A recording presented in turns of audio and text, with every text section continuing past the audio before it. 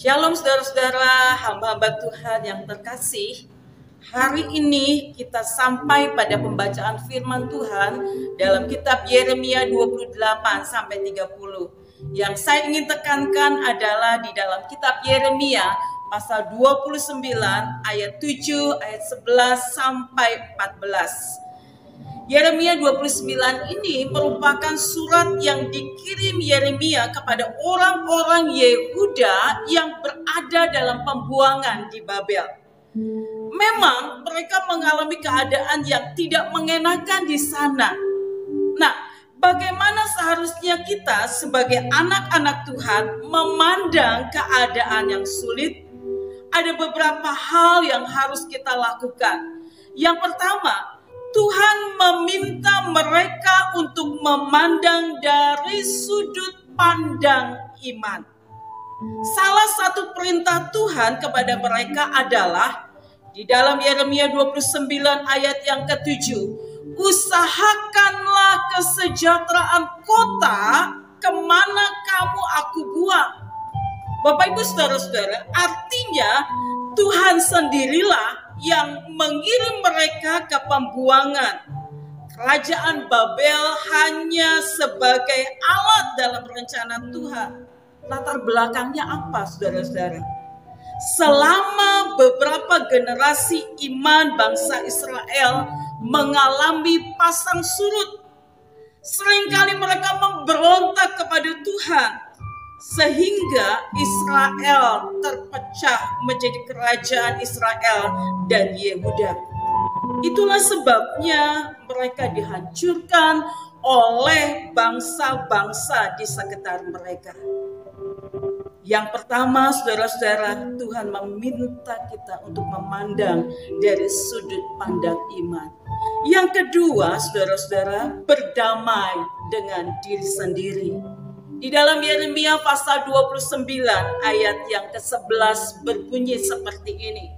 Sebab aku ini mengetahui rancangan-rancangan apa yang ada padaku mengenai kamu.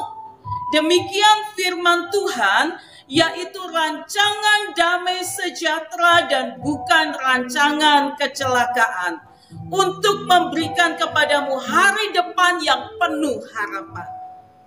Berdamai dengan semua peristiwa yang Tuhan izinkan terjadi di dalam kehidupan kita ini. Bapak, Ibu, Saudara-saudara, seringkali di dalam kehidupan kita banyak mengalami berbagai macam masalah dan pergumulan. Apa yang Tuhan inginkan, kita tetap berdamai dengan diri sendiri. Tetap mencari apa maksud Tuhan di balik semua peristiwa yang pahit yang kita alami hari ini. Jika itu memang harus terjadi, pasti Tuhan punya maksud bagi hidup kita.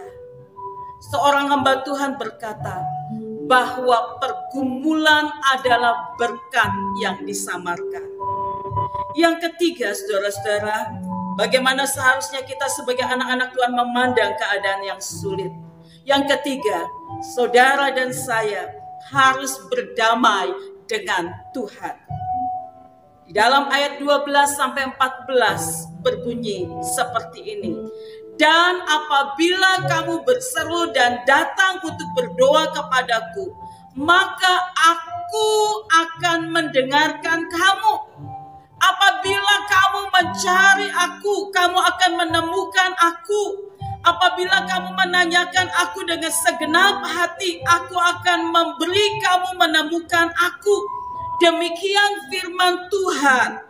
Dan aku akan memulihkan keadaanmu dan akan mengumpulkan kamu dari antara segala bangsa dan dari segala tempat kemana kamu telah kucerai-beraikan.